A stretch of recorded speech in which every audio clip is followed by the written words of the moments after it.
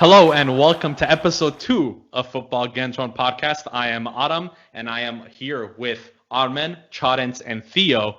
And we just got off the back of a very impressive 2-1 away victory for Armenia against Georgia in the UEFA Nations League.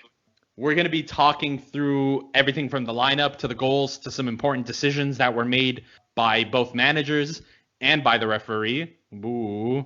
And we'll also be looking ahead to Wednesday to, I think, the clash that we all knew was coming, but we weren't trying to get ahead of ourselves.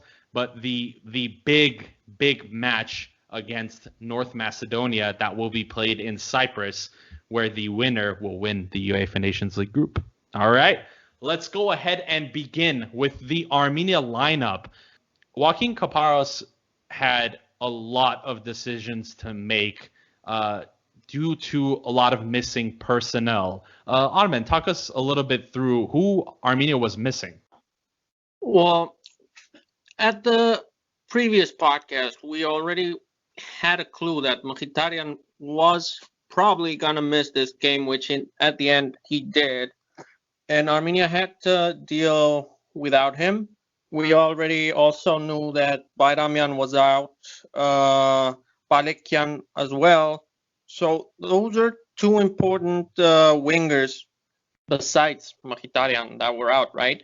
And that further fuel to the fire, Edgar Babayan, which was prior to the game, he was one of the most important cards for how everything seemed to be lined up for. Turns out just yesterday, before the game we're recording on the game day, yesterday we found out Babayan got COVID or had to be somehow quarantined due to COVID. And all of a sudden, we had to deal with that as well. So Armenia had to face this game, this derby, which is not unimportant, with a very weakened side, with a very weakened squad. And we chose Yurchenko at the goal, right? Mm-hmm. The defense was pretty much what we were prepared for, yeah. And here's where things got interesting. Artak Grigorian, one of the two midfielders, the two defensive midfielders, was chosen to go with Salomon Udo. For the first time, he chose Udo to lead the defensive midfielder alongside usual Grigorian. And up front, this time Barsekian was there as we knew he was gonna be, and turned out to be a very important factor for this win. We're going to talk about him later on. And on the other wing, on the left, to replace Babayan, he chose Gevor Kazaryan, much to your dismay, Aram. You're going to talk about him. I'll talk about it. I still stand by my words. I still do, because I believe youth development is very, very important. So I still stand by my words. I think he, as we'll discuss, he played his role in this match. He did exactly what he was instructed to do, and at the end of the day, it worked. And he was also captain, and that's a very important detail because he actually led the game with the pace, the tempo that was expected of him. And to finish off the lineup up front, there were Sakwa Damian alongside Karabedian. That's interesting to me. Yeah, and this is where the formation comes into play.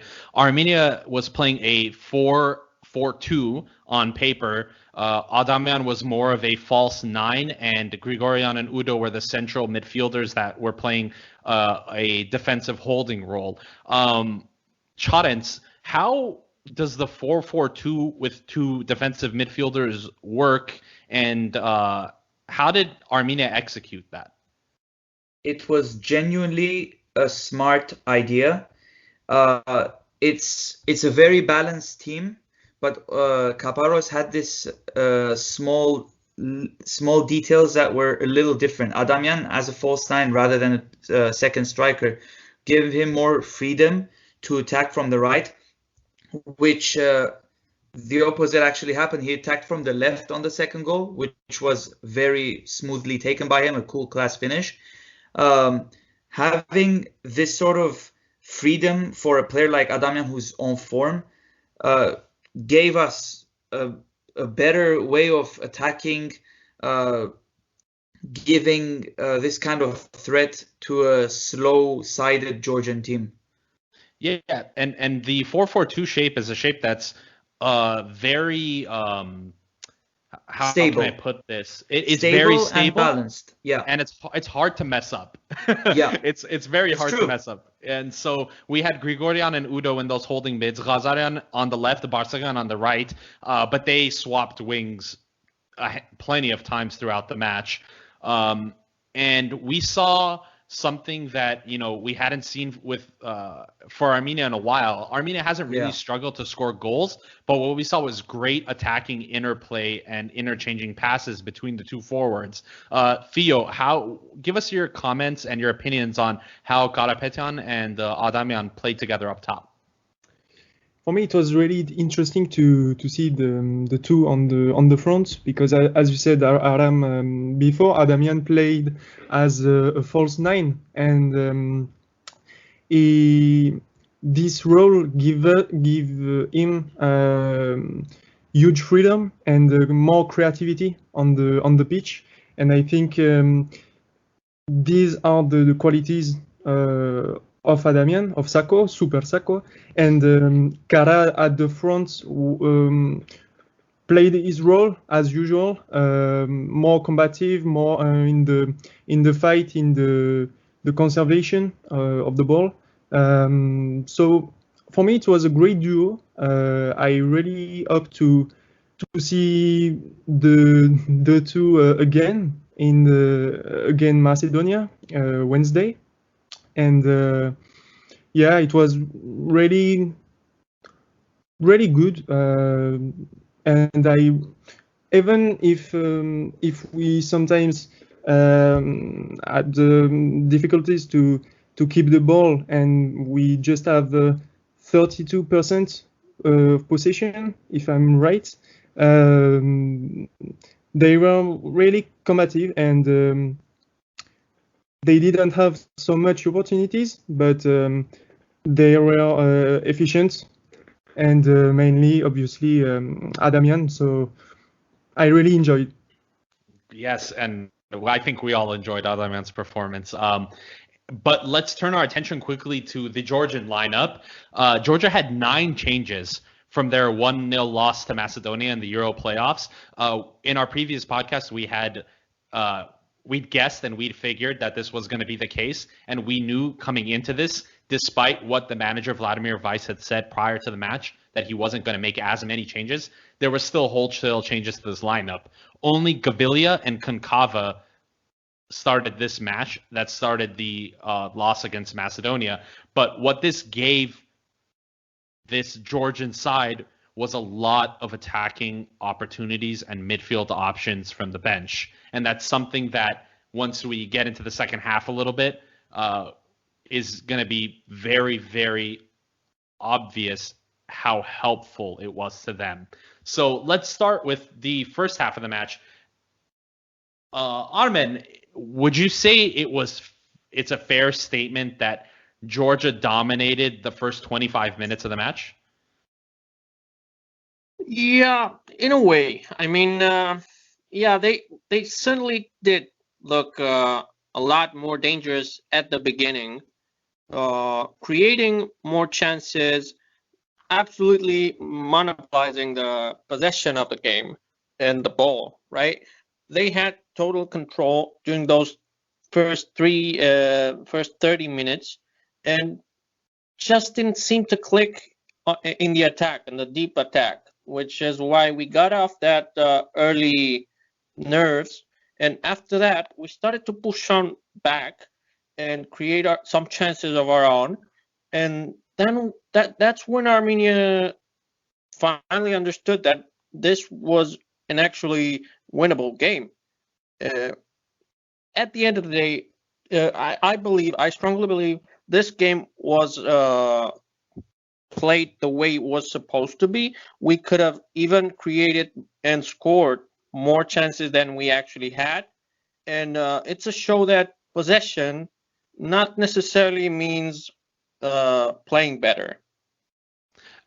That definitely is the case, and I think a famous saying is possession is 9/10 of the game, and the 1/10 missing is the all-important goals. So that's something that Georgia was very, very adverse of in their previous match, and a large criticism of Vladimir Weiss in their 1-0 loss to North Macedonia, which saw Macedonia qualify for their first ever major tournament. That could have easily have been Georgia, but quick shout out to Macedonia. Congratulations to them. They definitely deserved it. I'm looking forward to watching them in the Euros in the summer. But back to this match, it was the same Georgia. It was the so much possession, looking so dangerous, but nothing really came out of the possession that they had. And I think another factor that played into this, and another factor that probably played into the tactics that Kaparos decided to deploy, was the condition of the pitch. Chadens, how did the pitch look like? Horrible. That's the word, horrible. There were so many instances that we saw that players just slipped on the pitch. This is not a condition that you would want to see for a football match, a professional UEFA football match. And funnily enough, we conceded a penalty with a very similar style, and it's not something you want to see in a game. And as a referee, I do not understand how this was accepted. Other than the penalty decision. We'll definitely get into that penalty soon. But like you pointed out, it was very obvious.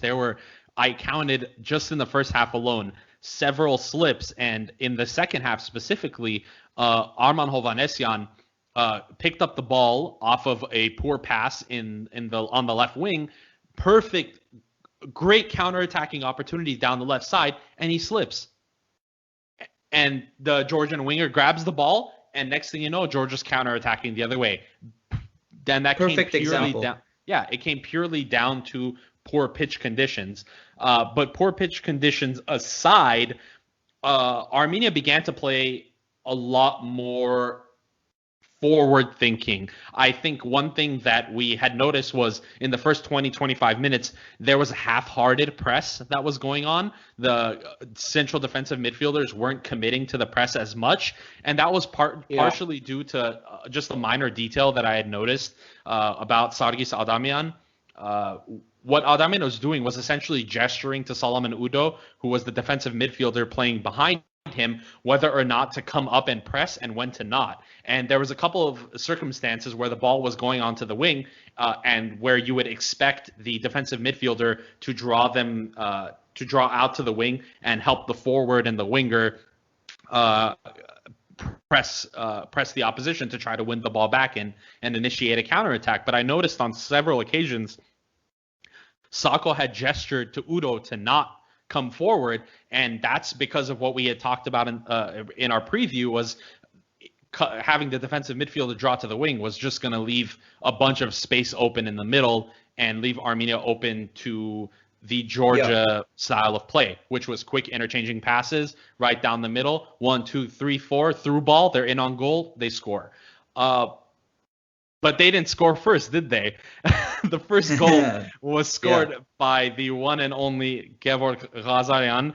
It was his 14th goal for the Armenian national team. He is someone who, despite his age, has been somewhat of a journeyman in football. He's played in a lot of countries. He's played for a lot of clubs. He's someone that has shown up for Armenia in the big matches. That's definitely undeniable. Something that springs to mind immediately was his last-minute winner against the Czech Republic away. Something that a goal that I would never forget. But Ghazaryan was the goal against Montenegro as well, 3-2. Yeah. So he comes out as a winner, and the goal was the result of an excellent counterattack started by Adamian. Theo, how did that goal happen? So, as you said, it was an excellent counter-attack started by Sako dribble. He then passed wide to Barsekian, who looked like he went wider than he wanted. He ran to the headline, ground ball to the penalty spot area, and Khazarian tapped it for the 1-0 lead. It was a great goal. The run by Barsekian and the pass after was really smart, and the finish of Khazarian is perfect. So I really enjoyed when JJ10 scored. Yeah, and I think that's the perfect example of when we talk about Adamian playing at the false 9, why it worked out so well, right? Right, Armin? Yes. Yeah, it was a very enjoyable goal, and it was the perfect expression of what not only were we expecting out of this team, but apparently what Caparroso as well. I'm so happy at how both goals went, how the plays were created. It was a call for this. It was this game with the pitch conditions, the opposing side and the opposing defense we had today. It was called for long balls deep to the wings and create from there. It wasn't a game supposed to be like a short passing game in the middle or something like that. No, we had to be pragmatic, we had to be practical and score the chances we create. We could have scored more, definitely, but it was a very enjoyable game, and things just happened this time. Definitely did happen, and something that happened as well was the next attack almost saw Armenia go 2-0 up. It was a great pressure from the wing from Adamian. Karapetyan was doing exactly what he was asked to do, was cutting off the defensive options, and Solomon Udo pushed up. He helped out as well, and the pressure ended up paying off. Next thing we knew, Ghazarian was in on goal, one-on-one, defender in front of him. He opens his body up wide, right-footed shot, but he hits the post. Chance creation. This is what it's all about. Exactly. From the limited possession that we knew we were going to have, because of the formation that was set up, because we understand when the opposition plays their best and how to subdue that. But speaking of the opposition, the next major passage of play in the first half was the incredible double save from our goalkeeper. Chadens, how good was Yurchenko? He was definitely amazing. Yes, he has conceded the goal. We always look at clean sheets as a success for goalkeepers, but I think he was impressive in this game. We have to appreciate it, and maybe a future Berezovsky. Maybe, because if you look at everyone that we had post Berezovsky, they would have let in a goal in that situation. True. He made a very, very good double save from a header, and their humongous Georgian number 9 got in the air, made an excellent connection. Yurchenko got his glove down, and honestly, thank God for him, because I think if we saw Hayrapetyan in goal, we probably would have let that in easy. And another quick, sorry to cut you guys off, but another quick note I wanted to make about Yurchenko. Something that I noticed about him in this match in particular was that his distribution was substantially better. He was better able to get the ball up to the forwards, when in previous matches the ball was getting hit out a lot. So that's something great. But floor is yours. I just wanted to add about Yurchenko. For me, is moreover his really good performances is already a true vocal leader and a true leader in this squad. And you see it when he he speaks he speaks in he's angry when there are too much space for a Georgian striker. Really, he has a huge importance, and I'm very impressed because he's just here since a few games, and he the guy is class. He adapts himself in this squad perfectly. Yeah, and he shows up when he needs to, and he's reliable, and that's something we haven't been able to say about an Armenian keeper. Even Berezovsky, to be honest, he wasn't always reliable, palming it away when he should be grabbing it, etc. Yeah. But one thing that was reliable or unreliable indication of how the match went, the halftime stats. Georgia led possession they had 73%. Armenia only had 27%. But Armenia created double the chances and had double the shots, despite having a poor pass succession rate and far less touches on the ball. Something to think about, like how we talk about how statistics can be a little bit misleading. Anyone that would look at purely the amount of time on the ball doesn't really give you a true picture of how the first half went. Yeah. I would add to that. I would say that this game was more of let them have it. If you look at the stats, you would think, oh, we're being dominated, or in this kind of victim idea.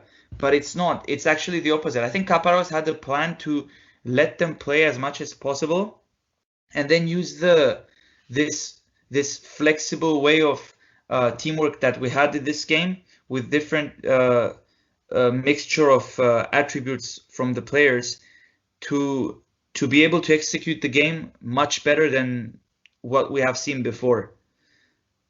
Definitely. It was a game calling for counterattacks. It was. And counterattacks, and Kaparos definitely knew that was coming, and he had played and planned out accordingly, and it was very apparent from the start. But one issue that was created because of the suppression of the Georgian style of play was the inability of Armenian fullbacks and wingers to stop those incoming crosses. That's something that Georgia was doing the full 90 minutes, ball after ball after ball after ball in the box. And fortunately for us today, every Armenian defender was alert and they were aware, and the clearances were happening. There were no loose balls that we're used to seeing. It was a very well-drilled defensive Armenian team today. Yeah, this is completely true. And also, if you think about if you consider this as a tactical point of view, in the previous games, we had more of open squads, starting 11s, and that would make the players in front be more high up the pitch, so you wouldn't have much support coming in defense. Well, on this game though, we had a very balanced team, and we had the right midfielder and left midfielder, even though they switched sides so many times. We had them supporting our fullbacks, and it was more of this good teamwork we have not seen in a while as well, which was amazing to see. And another detail. I would say that after the clearances, I'm sorry, we're interfering with each other. It's okay, we'll cut this part. After the clearances, I have to talk about the clearances. Go ahead. I'm leaving that in. Go ahead. The thing is, a key after the clearances, when you're defending so much, you need the strikers and the attackers to deliver as well when they receive the clearance ball, right? And many times that doesn't happen to us. But today, after the clearances, everyone just delivered. Kara, when he received the balls in the air, Sako, all the same. Tigran Pasekhian was very clear-minded, whether it was to receive the ball after the clearance or approaching the guy that did. and that led to the Georgian side having to kind of divide their attention between attack and defense, which is why they had to be confused. We confused them by basically doing our jobs, of course, not us, the players, by performing the way they're supposed to. No slip ups, whether it's defense or attack. And it was overall a great performance on that aspect as well. Very important. And Theo, final thoughts on the first half before we move on to the second?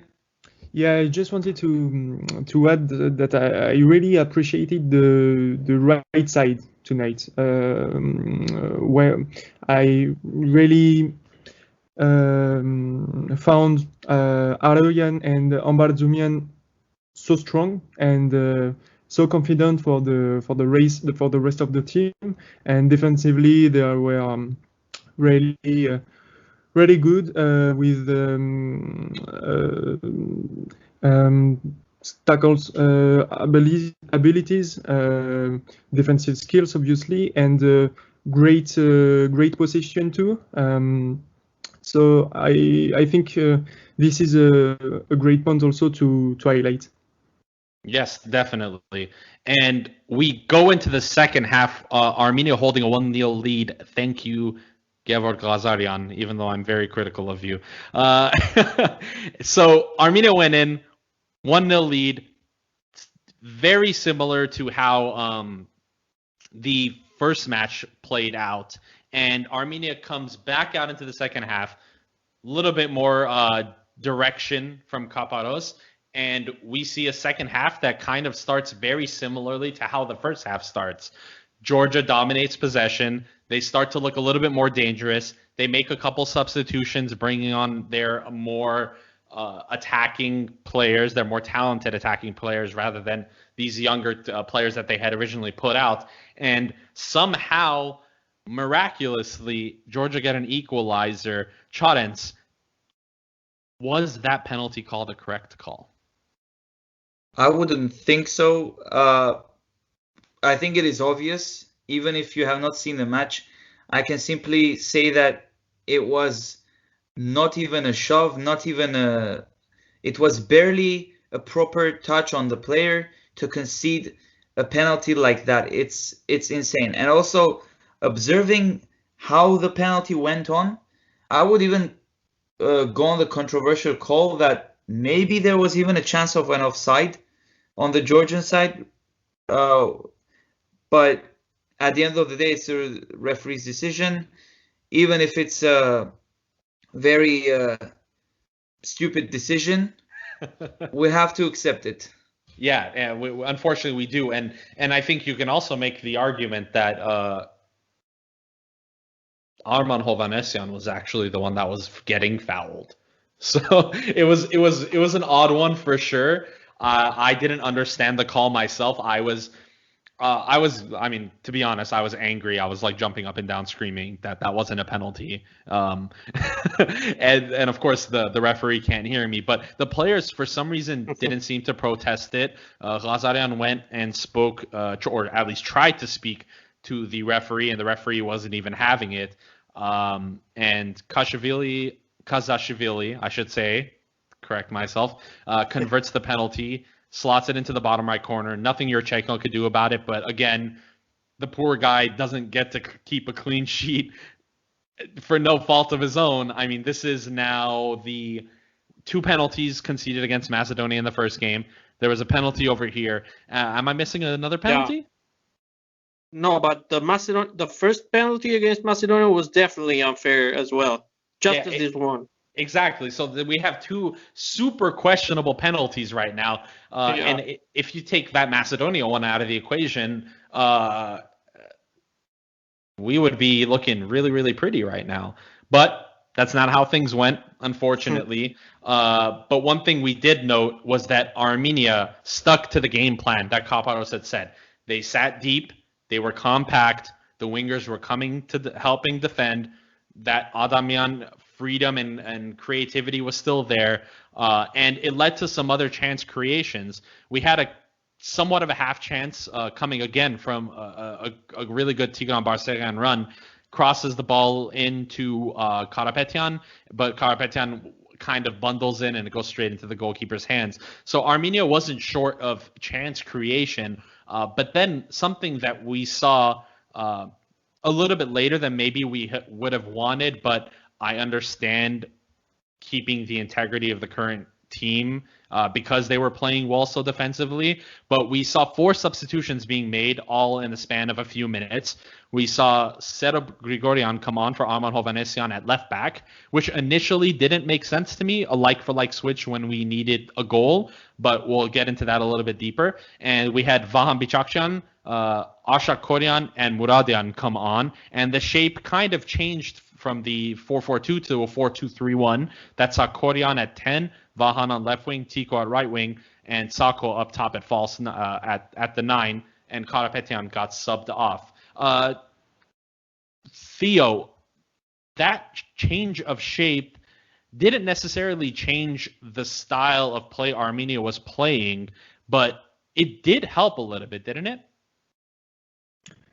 Yeah, definitely. Mainly Van, give us more rapidity and fresh abilities that we didn't have at this moment of the game. I really appreciated to Serab Grigorian instead of Hovhannisyan because he made smart, safe choices. He took risks when chances were high, and I'm really interested to see him as a starter. Maybe against Macedonia, it's surely not the best time, but Kaparos seems to love Serab. If I'm not wrong, he wasn't really called before Kaparos, so it's still young. Also, it's really a good prospect for the team, and we don't have so much great options as left wing.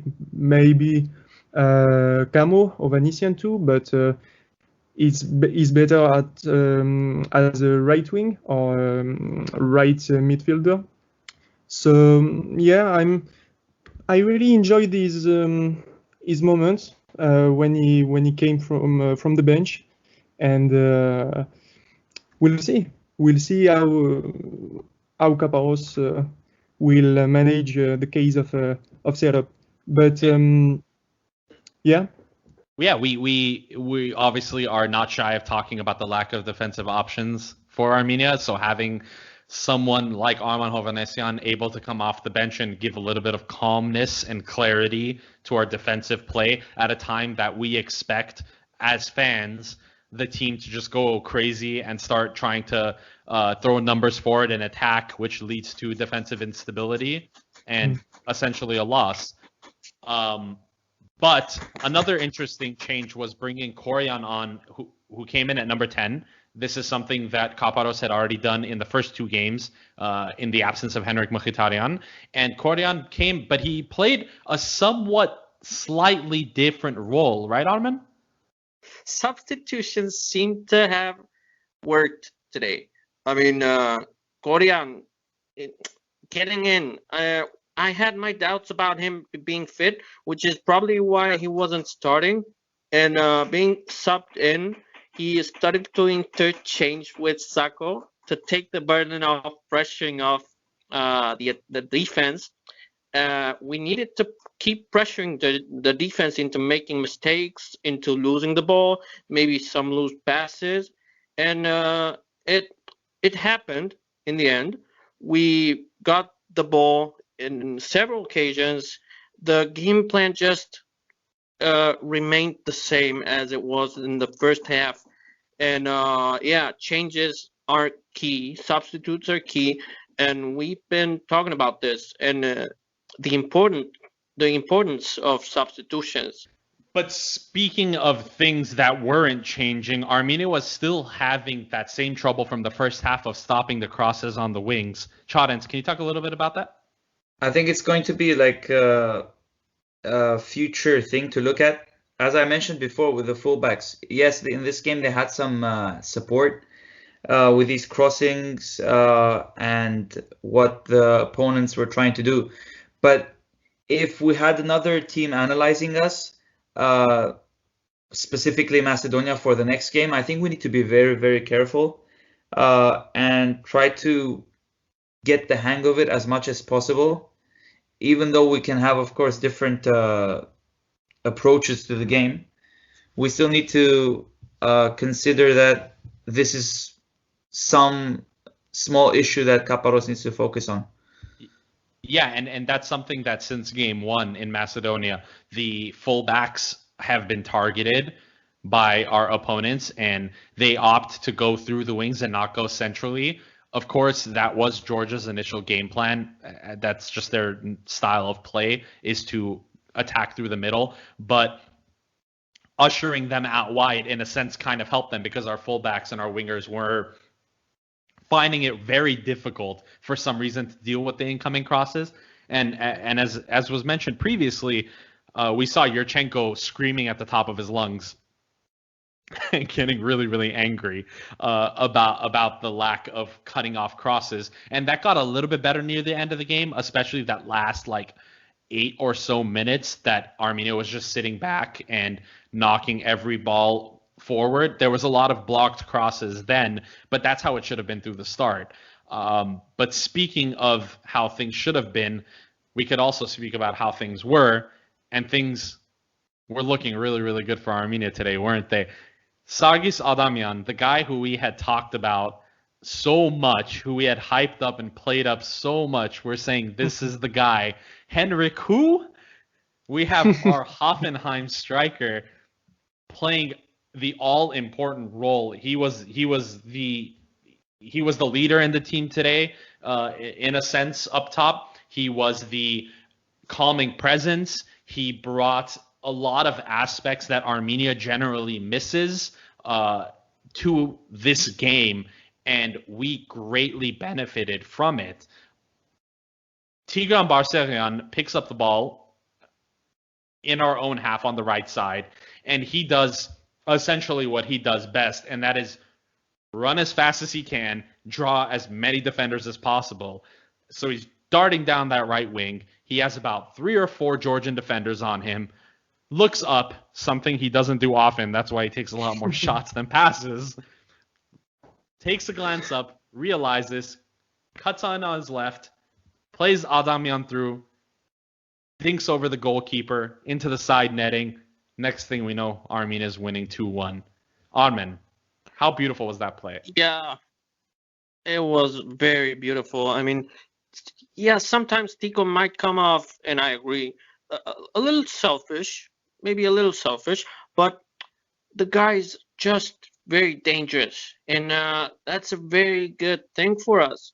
You can tell that he's onto something every time he picks up the ball, and this time it just showed as well. The guy is, when he puts on the national team jersey, he just feels the responsibility. Definitely does. And Tigran has been kind of an unsung hero of this entire campaign, right, Theo? Yeah. Armen said it all.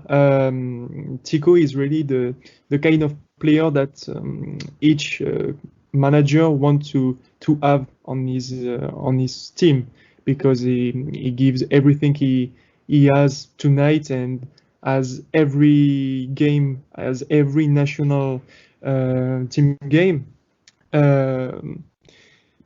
he impressed me because he's always running, he's always fighting. He really has the sense of the responsibility of our shirts and of our national pride, and it's so good for us as followers, for us as fans to have players as him in our loved squad, and we obviously want more and more players as Tico, and is obviously also great with the ball and with so many technical abilities, but sometimes a bit selfish. He has to improve also.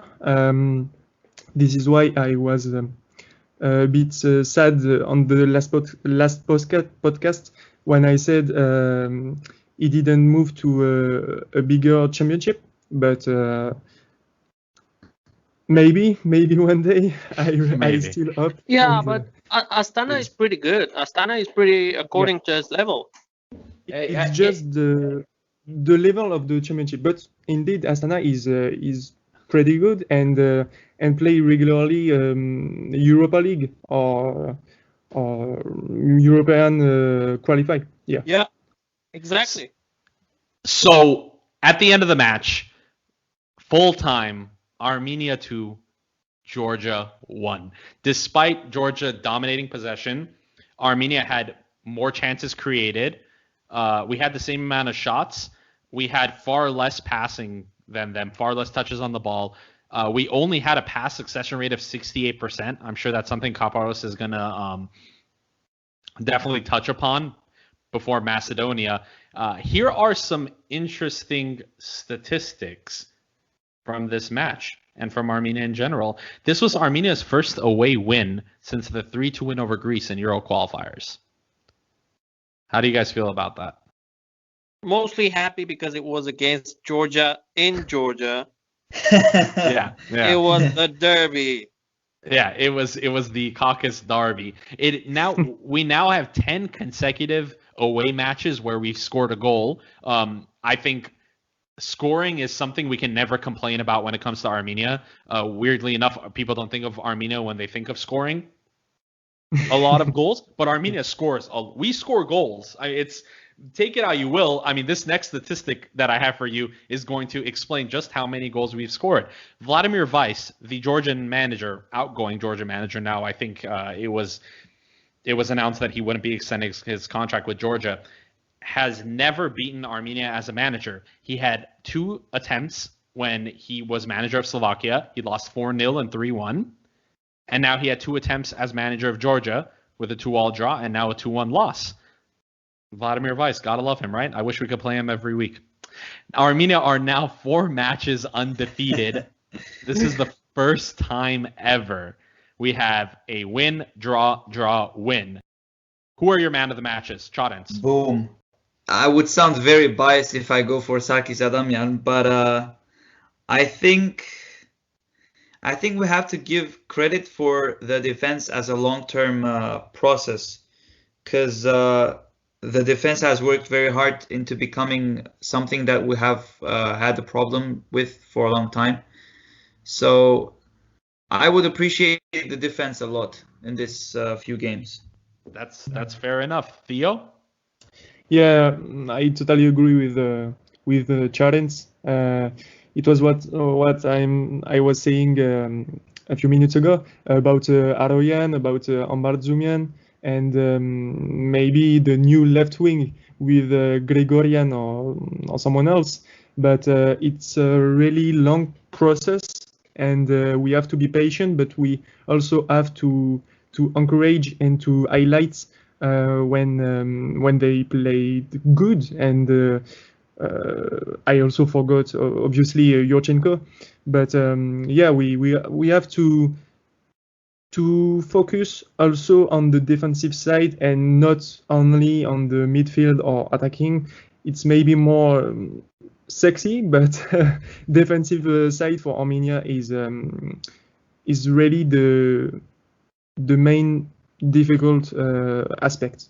And for years and years. So it will be a huge improvement if we finally resolve this problem. Yeah, defensive discipline is something that we can definitely say. Defensive discipline. That's your man of the match. Defensive discipline. From defensive midfielders to the defenders to the goalkeeper. An unsung hero, someone we haven't really spoken about as well in this match, despite having a fantastic performance. Solomon Udo Udo. He played Yeah. tremendous. He won the Agreed. ball on several occasions. He started several counterattacks. Very solid. I saw when he was substituted out, he went straight into the dressing room. I'm hoping that was for maybe to start recovery process immediately, seeing as the game is Wednesday. I'm very much a fan of Solomon Udo. Armin, who was your man of the match? Yeah. Well, before getting into that answer, about Udo, yeah, I was talking about how he was pretty good for the little time we got to see him last month, and that I would like to see him start for once. He did, he delivered, and I'm very happy with him. I'm really, really happy. I honestly believe he's way better than Angulo for what we have seen. Even if Angulo does feel like the national team, like it's his. He did score a very, very beautiful game against Estonia, but even then, I liked Salomon much better. And actually, I'm expecting next match against Macedonia to see him start alongside his club teammate, Karim Muradian, which is also national team level. Both of them are young, 25 years each, I believe. So I'm very expectant about those two guys performing together for both club and country. About going back to your question, I would say both Tigran and Sako, both of them, Tico and Sako off the wings, they were remarkable. Yeah, I think let's look at the statistics here. Tigran Barsegan during this particular UEFA Nations League campaign has 1 goal and 4 assists so far. He's definitely the standout player, but he's the standout player isn't getting nearly as much of the attention as he probably should be. But of course, people like us who watch Armenia regularly, who watch these players play at club level, aren't surprised because this is Tico. This is how he's been performing. So for my money, I would give the man of the match probably to Tigran Barsayan, seeing as he's given a couple assists. But we can't discount Sargis Adamian, who has come back from 8 months out. He's been in amazing form for Hoffenheim. And finally, against all this criticism that we've heard of him, he has performed in a national team shirt. And I don't care if people say, oh, this is the only time he's ever performed. You are going to see a much different Sargis Adamian now than you have ever seen play for Armenia, because he is playing under a manager that knows how to play him, a manager that has experience managing players like Sergio Ramos.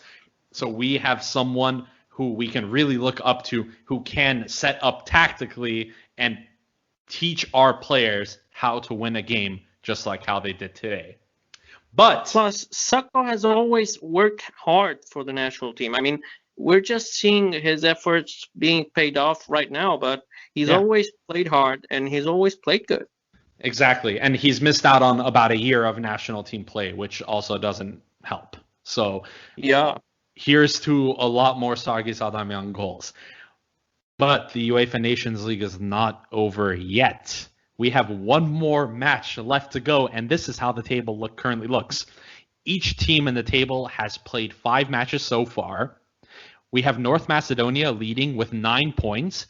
They have 2 games won, 3 drawn, and 0 losses, so they're still undefeated. They've scored 9 goals, conceded 7, and they have a +2 goal difference. Armenia, woohoo, second place. We've won 2, drawn 2, and we have 1 loss. That only loss coming against North Macedonia, and that we have scored 8 goals. We have conceded 6, 3 of which, very key, are penalties. So we've conceded 3 goals from open play. That for Armenia in 5 matches, amazing statistic. And we have 8 points. Georgia, third place. They have 1 win, 3 draws, 1 loss. They have 6 goals scored, 6 goals conceded. They have a 0 goal difference with 6 points. And Estonia confirmed bottom now with 0 wins, 2 draws, and 3 losses. They are at a -4 goal difference and 2 points. So the Nations League isn't over. There's still one match. We play Macedonia. Georgia plays Estonia. Second place isn't cemented for Armenia by any means. Right, Jadens? Yeah. We gotta keep moving forward. That's what I can say. Hopefully we can achieve something. Yeah, Wednesday is going to be an important game. Georgia's behind us by only 2 points. If they win and we lose, which we're expecting Georgia to beat Estonia, I'm hoping, crossing my fingers, Estonia can pull out the victory, and that would guarantee second place for Armenia if we were to lose against North Macedonia. But we don't want to see Armenia's destiny go out of their own hands. Exactly. We're just gonna keep focused, and we cannot expect what's gonna happen from other games. We cannot rely on them. So Exactly. all we got to do is keep going. Yeah, and spoken like a true coach. Focus on yourself, not on the other teams. So Macedonia today had the early match of the day. They had a very hard-fought 2-1 win over Estonia. They only made 4 changes from their starting 11 against Georgia. We had Tsiskovsky for Dmitrievsky, Spirovsky for Ademi, Tchaikovsky for Aliosky, and Tchaikovsky for Pandev. But that's not all the players that they're going to be missing, right, Ottoman? No. I mean, we have some absentees, as we were talking at the beginning of this podcast, but I wouldn't say luckily, but yeah, Macedonia has a lot of absentees, especially for the final game they have against us. Well, let's go over those for a bit. They are going to be missing their captain, Goran Pandev, no less than Goran Pandev. Also, Dmitrievsky, I don't know, Enes Bardi, Nikolov due to a suspension, Spirovsky as well, suspended. Then there's Ademi, Ristovsky, and Stars, Aliosky, and well, finally, he's not an absentee rather than in doubt so far, but hopefully he'll be off as well.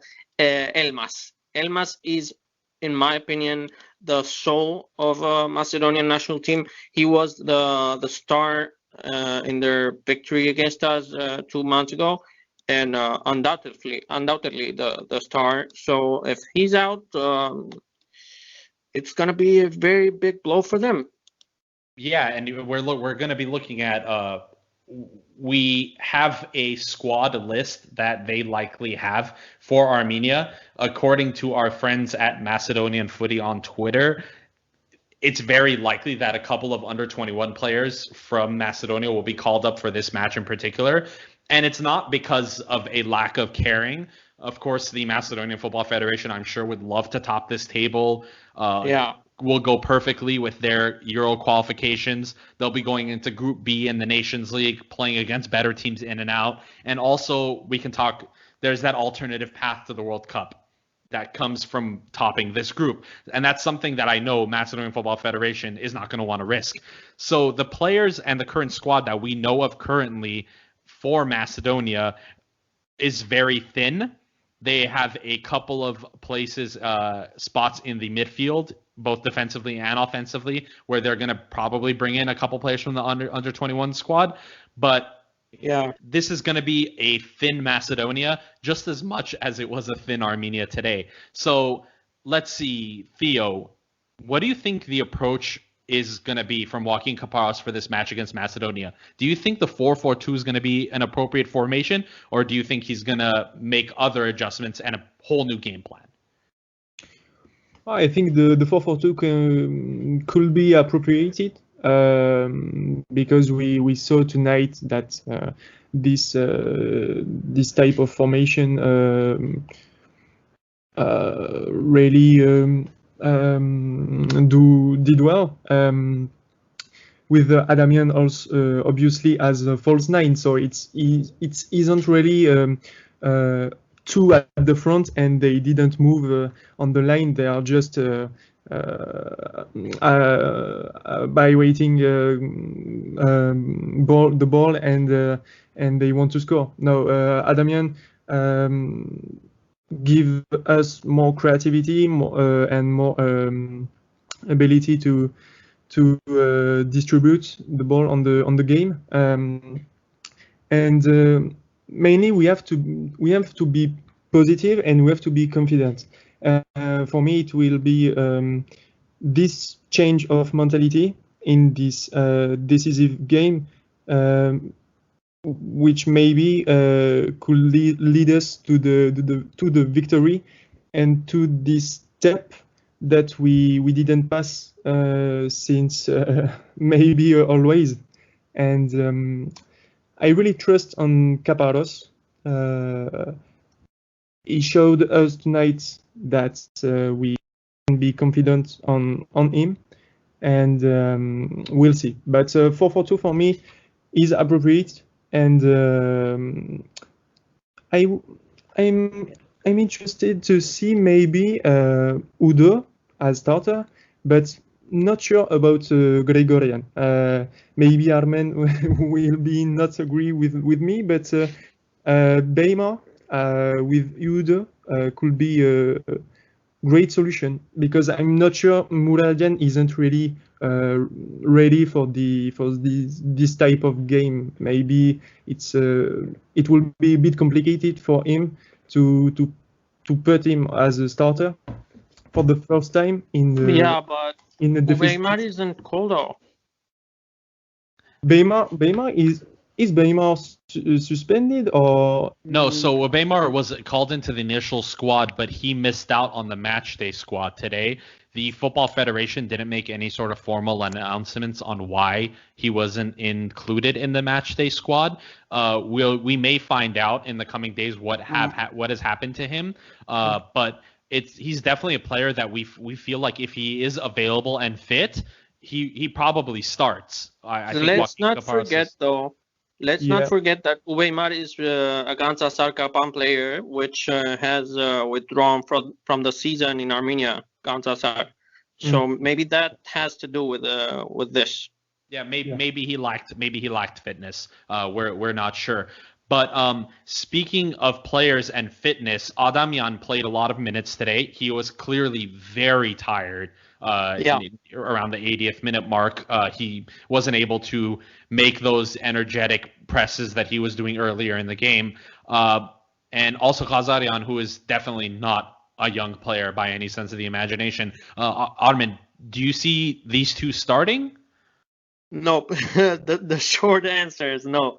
But about Adamian, I mean, definitely, I don't think Khazarian will start against Macedonia. As you said, he played most of the match, and he's not fresh enough anymore. So I think he will come off as a super sub with all of his experience against Macedonia. Hopefully, will be still in game and why not winning. So Khazarian might prove essential in the final minutes. About Adamian, on the other hand, I agree he's not fit enough to start, which is why here comes the big question mark for Caparros, and it involves us because we have talked long and a lot about Vahan Bichakchian and how I believed it was this time, maybe with the absence of Mkhitaryan, the opening for him to start. Well, now we don't have Mkhitaryan, we don't have Bayramian, we don't have Balikian, and we have a really tired Adamian. Is this the time for Vahan Bichakchian to start? I think it is. Well, if we look at it, I know Sargis Adamian played 90 minutes across a week, all off the bench, and that's where he did his work. And today he played about 80 or so minutes, and he looked really tired. But I think 90. He played 90 minutes. Oh yeah, so there you go. So he played almost the entire match. He got substituted off really late, and we know he's tired. But I think if the manager comes up to him and tells him and asks him, "How are you feeling?" or "Do you think you can start?" I think that question is going to be yes. I don't think it's going to be a question about him re-aggravating his injury. I don't think that's possible. Well, of course there's a possibility, but I don't think that's going to happen. I think even if it's 60 minutes, I think we will see Adamian start. Whether or not it's going to be two strikers again, I don't know, because it seemed to work today. I don't know if that's going to be the right formation to play a North Macedonian side who is better than Georgia. I think that's fair to say. They are a better team, and they have more talented players, and they can punish us. So I think the big question marks are going to come in the defensive midfield partnership, whether Udo is fit or not. If he is, I think he would likely start. Grigorian, not young, but he started every single game despite the few-day turnaround of the Nations League. I think we'll see a similar formation. I think we'll see Karapetan Adamian start up top. I think we might see Koryan and Barserian on the wings to start off. And I think we are going to see maybe not the exact same game plan because that is not how North Macedonia plays. But I think we'll see something similar where Armenia is going to try to get the advantage through counterattacks. And I think it's going to work. It's going to be a little controversial. Yeah, there's also a more surprising option, but we have to think about. Maybe Kaparos could put Korean as a false nine, as the role of Adamian tonight, because Korean is. I would suggest that too. Yeah, Korean is available to play as a winger or as a number 10, and in this false nine role, I think it could be fit, and is fast. He has good technical abilities. It could work. It could work also. Kaparos maybe think about it already. So, I mean, if you take a look at the match, and Chadens, you can back me up on this one. That is kind of the role that Koryan played when he got subbed on, right, Chadens? Yeah, I would say that. It's not the same as Sarkis Adamian, obviously, but he has the same mindset of the goal scoring opportunity, assisting, offering more width, which we kind of had a little issue with. We're actually expecting more of this winger type roles, but either way, we got off well. Hopefully, I think it's a possibility that he can start. So. All right. So that concludes it. Wednesday, 9 p.m. Yerevan time is going to be Armenia versus North Macedonia. It will be played in Nicosia, Cyprus, as Armenia is not allowed to have home matches. And it is going to be the final match of the UEFA Nations League. A win would see Armenia top the group, qualify for a potential playoff spot for the FIFA World Cup, something that Armenia has never done before. Armenia has never topped the group. Armenia has never qualified for a playoff, and this can be something. Exactly, this can be something. We can do this.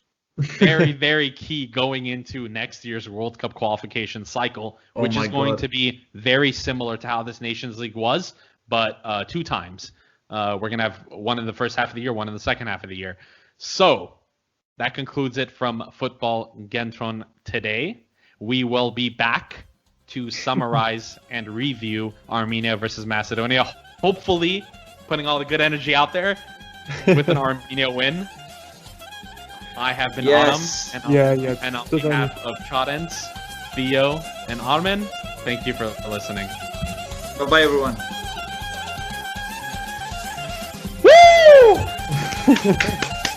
Let's go.